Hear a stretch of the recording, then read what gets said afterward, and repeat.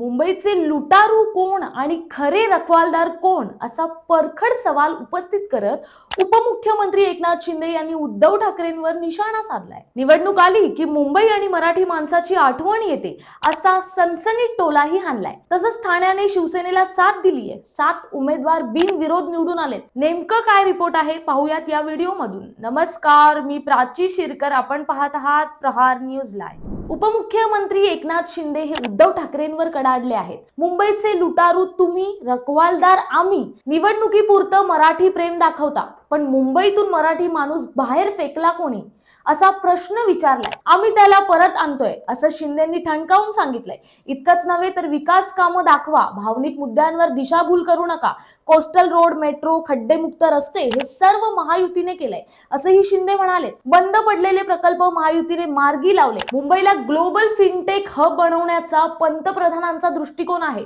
त्यासाठी मोठ्या प्रमाणात गुंतवणूक महाराष्ट्राला मिळाली आहे। मात्र निवडणूक आली की पंतप्रधान मोदी आणि गृहमंत्री अमित शाह यांच्यावर टीका करायची, मराठी गुजराती वाद घालून हिंदूंमध्ये फूट पाडायची। मात्र बाळासाहेबांनी असं कधी केलं नाही असंही शिंदे यांनी ठणकावून सांगितलंय। ठाणेकरांनी शिवसेनेला हात दिलाय। शिवसेनेचे 7 उमेदवार बिनविरोध निवडून आलेत। सुखदा मोरे प्रभाग 18 क, जयश्री फाटक प्रभाग 18 ब, जयश्री डेव्हिड प्रभाग 5 ब, सुलेखा चव्हाण प्रभाग 5 अ, शीतल ढमाले प्रभाग 14 अ, एकता भोईर प्रभाग 17 अ आणि राम रेपाळे प्रभाग 18 ड मधून बिनविरोध विजयी झालेत। कल्याण डोंबिवली महानगरपालिकेतही शिवसेनेचे बिनविरोध उमेदवार निवडून आलेत। यात रमेश म्हात्रे प्रभाग 24 अ, विश्वनाथ राणे प्रभाग 24 ब, वृषाली जोशी प्रभाग 24 क, हर्षल मोरे प्रभाग 28 अ, रेश्मा निचळ प्रभाग 11 क, ज्योती मराठे प्रभाग 28 ब मधून बिनविरोध विजयी झालेत। तर जळगाव महानगरपालिकेत मनोज चौधरी, प्रतिभा देशमुख, सागर सोनावणे, गौरव सोनावणे, रेखा पाटील, गणेश सोनावणे बिनविरोधी विजयी झाले आहेत। राज्यात महायुतीचे 68 उमेदवार बिनविरोध निवडून आलेत आणि हीच कामाची पोचपावती।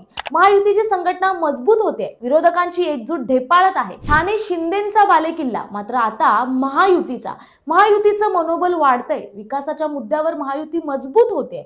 मित्रांनो, राजकारणात शब्दांची तलवार आणि कामाची ढाल दोन्ही महत्वाचं। ठाणेकरांनी विजयाची नांदी दिली आहे। आता मतदार ठरवतील खरे रखवालदार कोण। तुम्हाला काय वाटतं हे आम्हाला कमेंट्स मध्ये नक्की कळवा आणि अशाच राजकीय विश्लेषणासाठी पाहत रहा प्रहार न्यूज लाईव्ह। धन्यवाद।